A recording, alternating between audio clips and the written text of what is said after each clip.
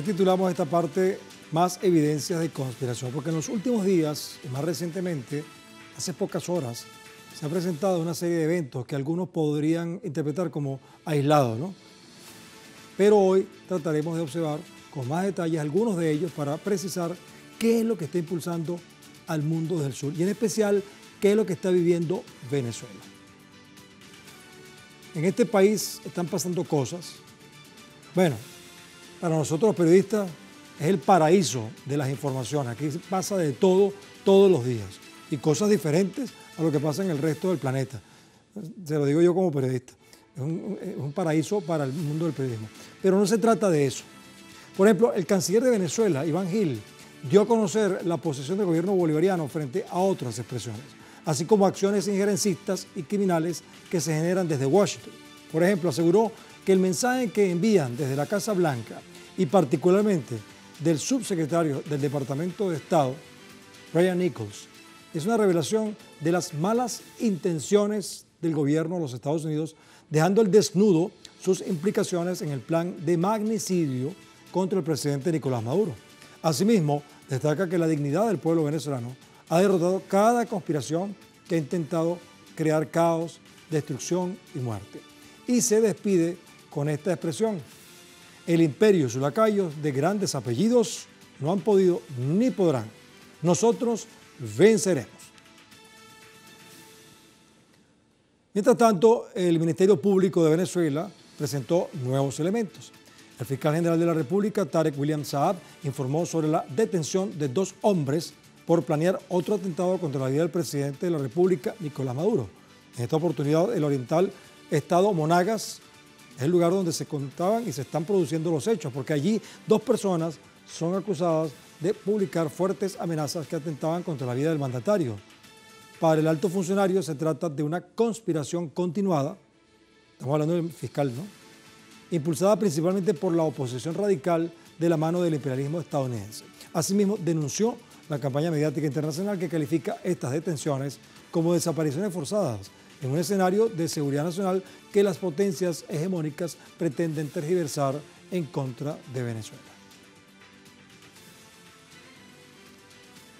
Pero como ustedes saben, nosotros procuramos sondear la opinión de nuestra audiencia previo al programa y por eso colocamos en nuestras redes, específicamente en X, la pregunta. Vamos a recordar la pregunta para que ustedes nos digan qué piensan al respecto. Bueno, fíjense que con apoyo de sectores de extrema derecha, Washington profundiza sus acciones injerencistas y de desestabilización contra el pueblo de Venezuela, que se prepara para una nueva y soberana fiesta electoral. Entonces, en este contexto, ¿qué pasará? Ahí están viendo entonces el código QR, también que pueden poner con su celular. Las 4 opciones que hemos colocado son las siguientes. Una es: Venezuela se impondrá. 2, Estados Unidos seguirá la agresión. 3, ganará la diplomacia de paz. Y 4, no sé. A lo mejor usted está dentro de ese grupo de no sé. A veces nosotros también estamos en esos grupos, no sé qué irá a pasar. Bueno, si no has participado, aún puedes hacerlo a través de estas cuentas en X, @TelesurTV, @elmundo en el sur y @Guillermo Telesur. Por cierto, quiero decirles que lamentablemente no pueden participar en mi cuenta @Gente Despierta porque fue suspendida por la empresa X, creo que es de Elon Musk, ¿no? No, la cuenta mía la suspendieron y creo que tiene que ver con mi presencia en el programa con Maduro Más, no sé, pareciera, porque justamente ocurrió al día siguiente y empezaron a sacar post de la participación en el programa ese y bueno, me suspendieron la cuenta. Y dice que está suspendida, pues yo hice una reclamación y me dice, no, usted está suspendido. Tendré que abrir otra cuenta, pero qué bueno porque me he dado cuenta, además, que la gente está participando en la otra. Bueno, pero seguimos adelante. Bueno, esto es una medida, pero por supuesto, para profundizar más y mejor, vamos a ver con nuestro invitado. Bueno, aquí está la persona con la que estoy hablando a distancia, que es justamente Juan Romero. Juan, ¿cómo estás? Excelente. Te miraba porque quería ver tu cara cuando yo decía lo de la cuenta. ¿Qué te parece eso? Bueno, a mí también me la suspendieron hace como 2 años y la recuperé. O sea que no es un privilegio mío. La recuperé hace unos meses apenas. ¿Sí? Sí. ¿Y no te devolvieron? Me la devolvieron, pero hace unos meses, tuve 2 ¿Pero años. por qué hacen eso? Mira, varios elementos. Hay ciertas matrices, sabes que eso es por algoritmo y manipulan los algoritmos, y en la medida que se publican cosas que no convienen a las líneas editoriales que corresponden a los grandes intereses, van presionando y van creando matrices, y ahí te va a suspender la cuenta. Eso porque claro, al fin y al cabo es un medio de difusión de mensajes, claro, que es propiedad de un millonario, o sea que él también puede decir... Y que responde a los intereses. Él va a decir, bueno, aquí no me interesa que saque tu... Sí. Está en su derecho y nosotros también estamos en derecho de usarlo o no. Bueno, pero ¿qué piensas de todo este...? Yo te decía que lo que vamos a hacer es una especie de, ¿cómo se llama tú? Un cruzado. Un cruzado. Un sancocho, un pabellón de elementos que parecen estar separados, pero que juntos tienen un sentido. Sí, aunque parecieran acciones aisladas, no lo son. Yo creo que hay un concepto importante que lo puede unir, es el concepto de guerra integral. Ajá. El concepto de guerra integral deriva de la definición de una guerra compleja, es decir, una guerra que tiene picos, puntos altos y parece de repente mimetizarse, y que implica acciones económicas, diplomáticas, acciones de operaciones encubiertas, presiones en organismos internacionales, coactación financiera. Entonces ahí tú empiezas a meter conspiración magnicida, claro, e intentos internos de sabotaje. Entonces empiezas a ver cosas. Por ejemplo, fíjate, el gobierno nacional viene anunciando a través de la Asamblea Nacional una política interesante de impulso a una ley de energías renovables, por el tema de que el Guri y la capacidad que el Guri tiene estaba pensada para 20 millones de habitantes, y en Venezuela somos más de 32 millones. Cuando tú ves eso que plantea el gobierno, que tiene que ver con la utilización de energía fotovoltaica, el tema de la energía eólica, ¿no? Fuentes alternativas que no tienen que ver esencialmente con combustibles o con energía termoeléctrica, como es el caso de Guri, entonces tú empiezas a ver internamente cómo hay algunos actores que generan caos. El Zulia, por ejemplo, en este momento. Claro. ¿No? O en los Andes. También. ¿No? Eso tiene que ver con la guerra integral. Pero si a eso tú le sumas los otros elementos que componen la guerra, pues la guerra integral, ¿qué busca? La guerra integral no solo busca desestructurar un gobierno, sino generar unas condiciones de implosión interna a través del caos. Es la tesis de un norteamericano que se llamaba Sidney Bersinski, que es caos constructivo. ¿Qué es el caos constructivo? Es un caos controlado e inducido. Te lo ejemplifico, Libia. Te lo ejemplifico, Siria. ¿No? Y eso entonces ahí entra. Tú ves entonces ahí se mete el tema de la renovación del decreto como una amenaza inusual. Inicialmente, cuando Obama emite el decreto el 9 de marzo de 2015, dice, esto es contra personeros del gobierno, esto no afectará a los ciudadanos. Bueno, 640 mil millones de dólares en pérdida creo que afectan a los ciudadanos en Venezuela. Congelación de 25 mil millones en activos de oro y otros elementos creo que afectan a los venezolanos. 40 mil muertos por la imposibilidad de pagar a través del sistema SWIFT las vacunas, las medicinas para control de morbilidades como la hipertensión o problemas cardíacos, creo que afectan a todos. Entonces ya tienes ahí un segundo elemento. Luego tienes, eso es un elemento de tipo diplomático, indudablemente. Es una medida incluso extraterritorial por parte de Estados Unidos, asumiendo en la lógica suya del destino manifiesto, es decir, que son una sociedad llamada a poner el orden en el mundo, ¿no? Se extralimita. Y entonces vas viendo las cosas. Esas medidas coercitivas unilaterales, que son medidas unilaterales, que son medidas que violentan la Convención de Derechos Humanos, que violentan todos los convenios internacionales de respeto en términos de soberanía y lo establecido en la Carta de las Naciones Unidas, se complementan con acciones como la del Estado argentino al entregar un avión que es propiedad de Venezuela, que es comprado sin ningún tipo de elemento ante la petición de un juzgado norteamericano. Que después lo destrozaron. Y ya vamos a hablar de ese tema del avión, porque acuérdate de lo del espacio aéreo, que Venezuela, en reciprocidad, si se puede llamar así, pues ha decidido no permitir el sobrevuelo. Pero vamos a ver algunos casos que van a ayudar a lo que tú estabas hablando hace un momento. ¿Te acuerdas que hablábamos de varias acciones ilegales impuestas por Washington? Bueno, justamente contra Venezuela, aquí están algunas de sus consecuencias. Son más de 930 medidas coercitivas unilaterales que han afectado al pueblo venezolano, causando un declive económico sin precedentes. La nación dejó de percibir aproximadamente 320 mil millones de dólares por los bloqueos mal llamados sanciones, registrando una gran pérdida del Producto Interno Bruto, el PIB, y asimismo perjudicó particularmente la principal fuente de producción del país a través de la petrolera PDVSA. Ese es un caso. Fíjate que esos 320.000 está referido esencialmente a el área petrolera. Claro. Pero las cifras de 600 claro, y pico mil. Las cifras que da la vicepresidenta a través del Observatorio Antibloqueo que dirige mi buen amigo William Castillo, habla de 640.000 millones de todos los sectores, porque esos 320.000... Claro, porque estamos hablando de todos los activos. Claro, esos 320.000 es exclusivamente activos de PDVSA, del gobierno, de empresas asociadas a PDVSA. Ahí tienes que agregar las pérdidas del sector privado, las pérdidas en términos de transacciones, congelamiento, duplicación de seguros, congelamientos de cuentas en el exterior, dificultades para transacciones a través del sistema SWIFT, y eso hace 640.000 millones de dólares. Sin decir los daños colaterales que entre eso tú mencionaste, los 40.000 personas que fallecieron por no poder ser atendidas por los servicios de salud, incluyendo los servicios que prestaba Citgo, ¿no? Claro. ¿Te acuerdas? Citgo y programas que teníamos en Europa de operaciones de problemas cardíacos y cardiopatías en general.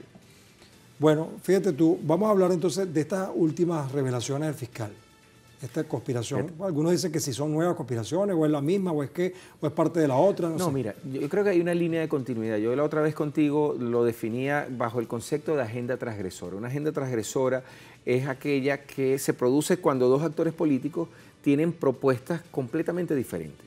Pero uno de esos actores, ante la incapacidad de imponerse electoralmente ante el otro, opta por una vía violenta y construye una agenda transgresora. Esa agenda transgresora puede ir de menos a más, puede ir de cierres a calles, puede ir a obstaculización de actividades características de la sociedad, como es la libre circulación, la actividad comercial, que puede que ver con los obstáculos en la utilización de los medios socioproductivos, hasta llegar a un punto máximo como es intentos de asesinatos políticos selectivos o magnicidios en este caso. Es la misma línea. Es decir, cuando tú ves las acciones que contra el presidente Chávez se hicieron en el año 2002, y cuando tú ves las acciones que en agosto del 2018 se intentaron contra el presidente Nicolás Maduro en el acto en el cual se intentaron unos drones en contra de él, o estos últimos a finales del año 2023 y principios de 2024,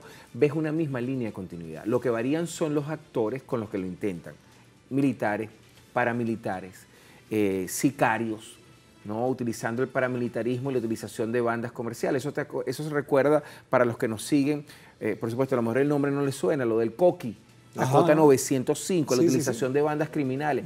Y eso además nos lleva... El presidente Maduro dice que eso es lo que está pasando en Haití. Claro. Solo que aquí en Venezuela lo abortaron. Claro. Aquí, pero además las razones por las que se aborta tiene que ver con el sistema de defensa integral que caracteriza a la sociedad venezolana. Porque la Constitución establece que el tema de la defensa ya no es un tema exclusivo de los militares, sino es un tema de corresponsabilidad con los civiles. Claro. Y entonces tienes los cuadrantes de paz, tienes estructuras que están en calles, que están en comunidades, que hacen un levantamiento, que generan información. Está el tema de las milicias, que es un tema de... Entonces, todo eso es inteligencia social. Exactamente. Entonces, esos elementos son todas respuestas ante las condiciones de la guerra integral. Y voy de nuevo al concepto. Entonces ahí tienes que meter cosas... Es lo mismo que guerra multidimensional también. Deriva de la guerra multidimensional. La guerra integral, ¿en qué se parecen la guerra integral y la guerra multidimensional? Que pueden pasar de un pico muy alto de violencia a una especie de estado latente de silencio. Pero no es que están en silencio, sino que están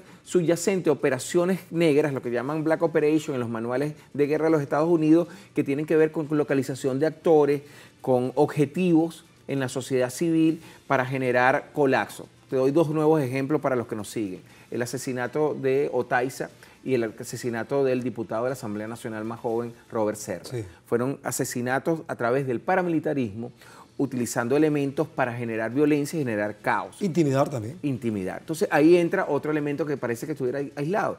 Tú comenzabas diciendo que en esta etapa la renovación de las medidas coercitivas unilaterales tiene que ver con el intento de los Estados Unidos de imponerle al sistema electoral venezolano y al sistema de justicia venezolano la posibilidad de habilitar un actor político inhabilitado, pero no inhabilitado por caprichos, ¿no?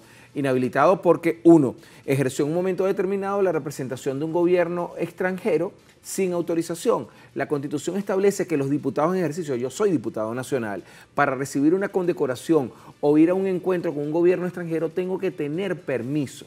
Y esto es interesante Porque en la Constitución venezolana el delito de traición a la patria, que en otros espacios puede ser llevado hasta la pena de muerte, si un diputado, si un representante, perdón, de la Cámara de Representantes de Estados Unidos hace o recibe o asume la representación de un gobierno extranjero, puede ser condenado a muerte. Imagínate tú. ¿No? O sea que esta señora se está salvando porque no nació en los Estados Unidos. Claro, ¿no? Aunque quizás ella quisiera haber nacido. Y fíjate entonces las vinculaciones que esto tiene.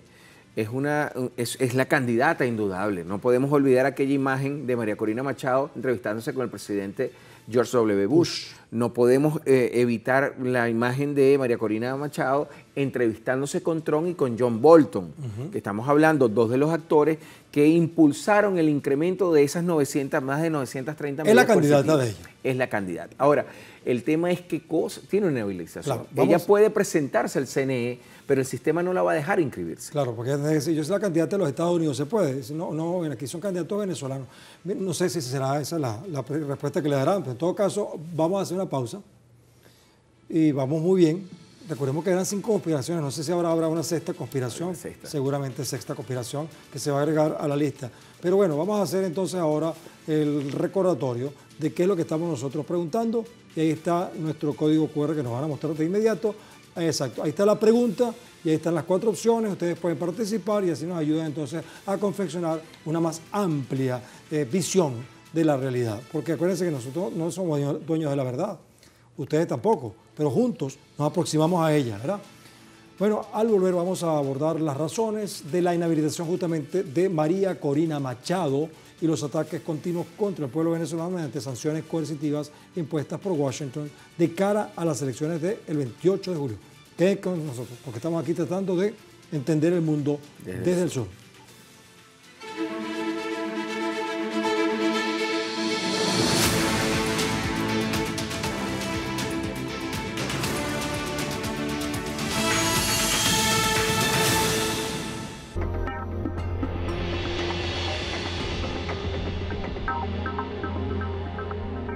Desde Venezuela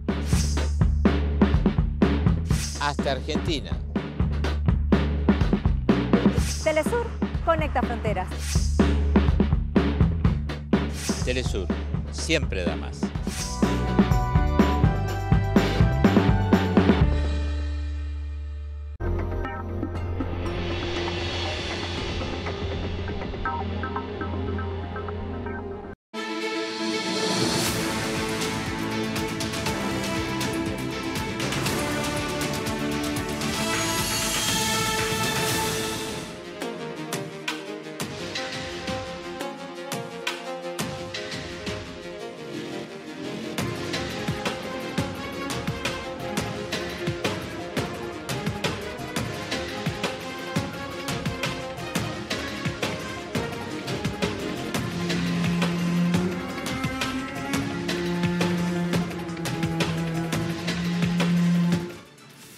Hemos identificado esta parte como Venezuela, pueblo soberano.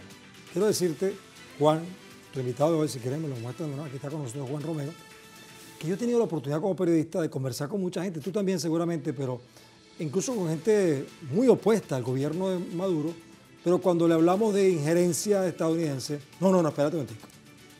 Yo puedo ser opositor a Maduro, pero no estoy de acuerdo con eso. Y además puedes defender la soberanía de tu país siendo opositor al gobierno. Por eso cuando decimos pueblo soberano no nos referimos solamente al pueblo chavista, nos referimos a la gente de Venezuela que aunque está en contra del gobierno, quiere que su país sea libre, soberano e independiente. Fíjate que eso ha sido un cambio interesante, porque, y esto hay que decirlo, yo soy historiador, en algún momento hubo sectores de la oposición que coincidieron en un mecanismo de injerencia dentro de esa agenda transgresora, pero ha habido una especie de decantación. Así como cuando las madres de uno colaban el cafecito en el colador de tela, ¿no? Que iba decantando. Yo también lo cuelo así. Sí, bueno. Ya, oye, una cafeterita. Ajá, a mí me encanta el colador de tela, pero sigamos con el tema. ¿No? Así como eso sucedía, hay una decantación. Fíjate, el proceso de elecciones en el que vamos es producto de una gran consulta con sectores muy heterogéneos que agrupan el 93% de la oposición venezolana. Oposición que está ahí en la Asamblea Nacional con nosotros, que vota en contra de acuerdos que nosotros hemos propuesto, que se oponen a reformas de leyes como la ley del poder popular, ¿no? O la ley de participación e igualdad de la mujer, por ejemplo, por decirte algunas cosas, o algunas modificaciones como las que hicimos en la ley de antibloqueo que permite flexibilizar para evadir las medidas coercitivas y la asfixia financiera. Pero a pesar de esa oposición y esas posiciones que pues, habrán sido antagónicas con nosotros, se sentaron en una mesa para discutir fechas, para discutir garantías, para revisar los procesos, porque además el proceso electoral, Luis Guillermo y amigo, de Venezuela tiene particularidades. Yo citaría 3 esenciales. Una, es de los pocos sistemas de América Latina totalmente automatizados. Fuimos pioneros en ese proceso de automatización. Segundo, no es solo que son automatizados, sino que el proceso en Venezuela, desde el primer momento hasta el día de las elecciones, lleva 17 auditorías de control. Tú no puedes pasar de la auditoría 1, que es la de las tarjetas de transmisión de datos, hasta la auditoría número 17, que es la última que se hace prácticamente antes de distribuir el material, sin que las fuerzas políticas concurrentes estén de acuerdo en la auditoría. Segundo elemento. Y tercero, y es lo más importante y resaltante, es que el sistema electoral venezolano es el único que después de finalizado el proceso electoral hace una evaluación de las urnas en un 55% de forma aleatoria. Es decir, ningún actor político sabe qué mesa de las existentes en el país, de los centros electorales, van a ser revisados. Bien. Son más de 14.000 centros electorales en todo el país. Quizás yo he pensado que aquí hay una lectura equivocada por parte de algunos asesores de Estados Unidos, los poderes fácticos, en cuanto a que piensan que, bueno, que apoyar a una candidata respaldada por los Estados Unidos va a generar una reacción positiva por parte de algunos sectores del país. Algunos quizás están cooptados, pero no todos. Fíjate, a inicios del presente año, el gobierno de Estados Unidos informó que no renovará la licencia con el sector de petróleo y gas de Venezuela, en medio del restablecimiento de parte de las sanciones impuestas al país sudamericano. ¿Y por qué ocurre esto? Bueno, en declaraciones el vocero del Consejo de Seguridad de la Casa Blanca, John Kirby, objetó que la decisión es hasta que haya un progreso político entre el gobierno del presidente Nicolás Maduro y la oposición, bajo los acordados en Barbados el pasado octubre, liberar a prisioneros estadounidenses y a venezolanos vinculados con la oposición y avanzar hacia la realización de elecciones libres en 2024. Al respecto, Estados Unidos califica como una prohibición la inhabilitación de María Corina Machado a postularse a la presidencia. Pero recordemos que la exdiputada venezolana fue inhabilitada en el año 2014 para ejercer cualquier cargo de elección popular por violar la Constitución al aceptar ser representante alterna de Panamá ante la Organización de Estados Americanos, la OEA. La sanción se realiza con base en la ley contra la corrupción, entre otros. ¿Sí? Bueno, entonces ahí está, pues. La pregunta es, ¿por qué tendría que votar una persona por esta persona que está inhabilitada, pero suponiendo que pudiera participar, ¿por qué tendría que votar una persona que es la candidata de los Estados Unidos que está atacando la soberanía del pueblo venezolano? Mira, la lógica debería indicar que ni siquiera deberías pensar en votar con ella, pero, y es importante porque a veces cuando hablamos de la oposición en Venezuela, así como se habla del chavismo y se piensa que el chavismo es toda una unidad, no, el chavismo es un conjunto de fuerzas. Está la gente que venimos del movimiento de izquierda, como tú y yo, que fuimos dirigentes estudiantiles en un momento determinado. Está la gente que viene de ADEI Copey y se sintió atraído por el discurso de Chávez. Está la gente que nunca se había metido en política y cuando Chávez surge el 4 de febrero se enamora de Chávez. Está la gente que surge del estamento militar.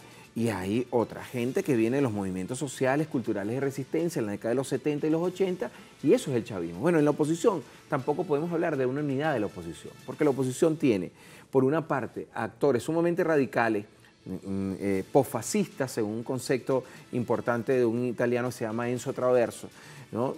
Como Voluntad Popular, con su líder indudable Leopoldo López. 20 Venezuela con María Corina Machado, ¿okay? Y tienes además actores que son tradicionales como Acción Democrática o derivados de esos partidos tradicionales como es Un Nuevo Tiempo con el gobernador Manuel Rosales en la frontera con Colombia, nuestro amado estado Zulia. Y tienes actores que han surgido de otras formas. Tienes el caso de Javier Bertucci, que agrupa a las iglesias evangélicas y a un movimiento evangélico que es general en toda América Latina, porque las crisis finiseculares, una de las cosas que genera es la búsqueda de fe como una solución a los problemas económicos, sociales, etc. Entonces la oposición no es una unidad. Y en esa unidad, entonces, a esos sectores radicales asumen un discurso que atraiga al sector radical. El problema es, entonces, Luis Guillermo y amigos que nos vean, es que los actores radicales y los que tienen esa posición no representan más del 10% del electorado venezolano.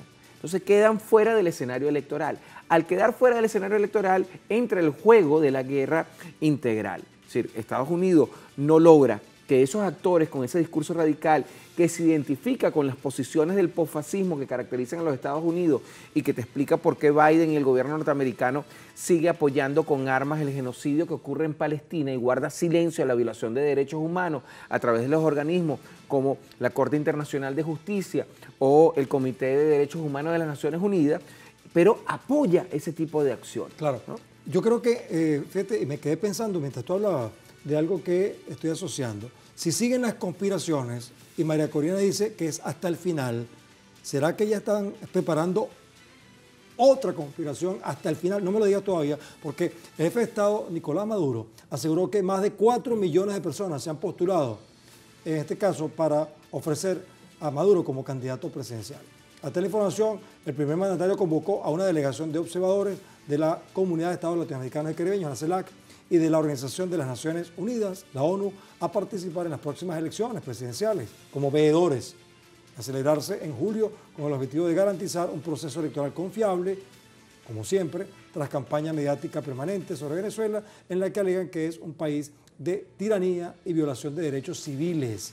Debemos resaltar que hace unos días el presidente Maduro detalló que durante los días jueves, viernes y sábado se realizaron 317.187 asambleas, lo que constituye un ejercicio de democracia participativa y protagónica establecido en la Constitución, donde el pueblo ejerce el protagonismo con soberanía.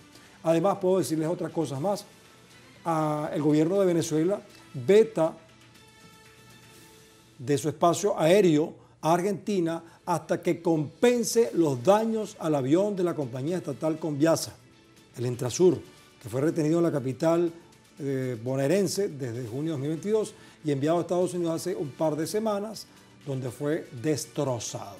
En un comunicado, el país denunció a Argentina por desconocer las consecuencias de sus actos de piratería y robo contra Caracas, reiteradas en varias ocasiones antes del acto delictivo cometido con relación al secuestro de una nave de Entrasur.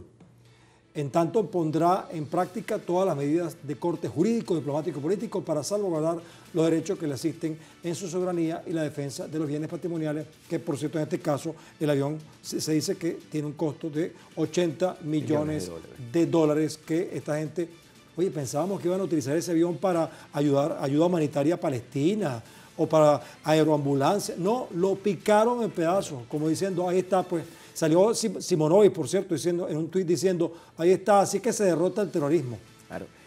Fíjate, hay que entenderlo en varios elementos. Primero, es la acción genuflexa de la justicia argentina que hay que diferenciarlo en un momento determinado de las posiciones del propio gobierno de Alberto Fernández, que incluso fue bastante débil, sin lugar a dudas.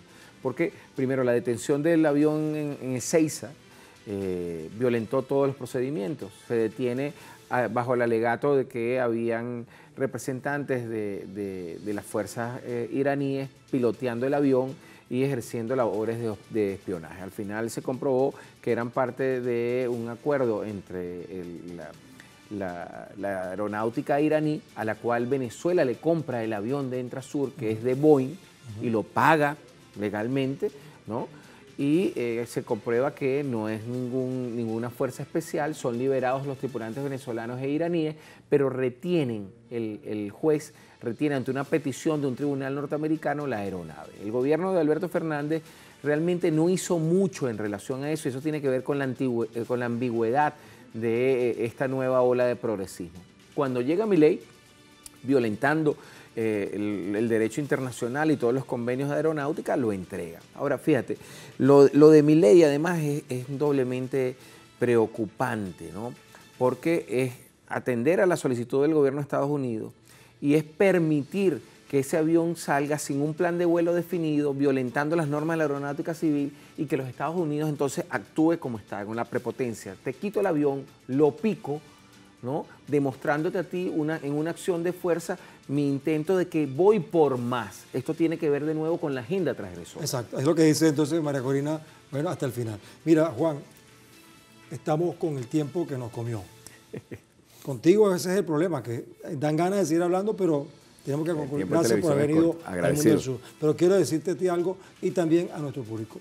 Todos estos episodios y miles más que ha emprendido el imperialismo con sede política en Washington, acuérdense, son conocidos por mucha gente en el planeta entero, sobre todo porque revelan la vehemente saña con la que se hacen y por las claras intenciones de despojar al pueblo venezolano de su independencia, soberanía, patriotismo, rebeldía, alegría y pasión por ser libres.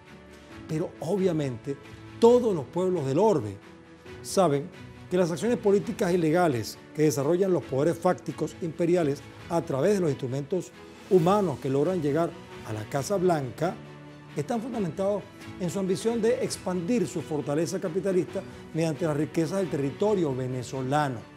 Eso es fáctico. Pero también es un hecho que la mayoría de los venezolanos y venezolanas, que son patriotas, aunque no pertenezcan al gobierno bolivariano, forman una especie de muralla moral que les impide ponerse de rodillas.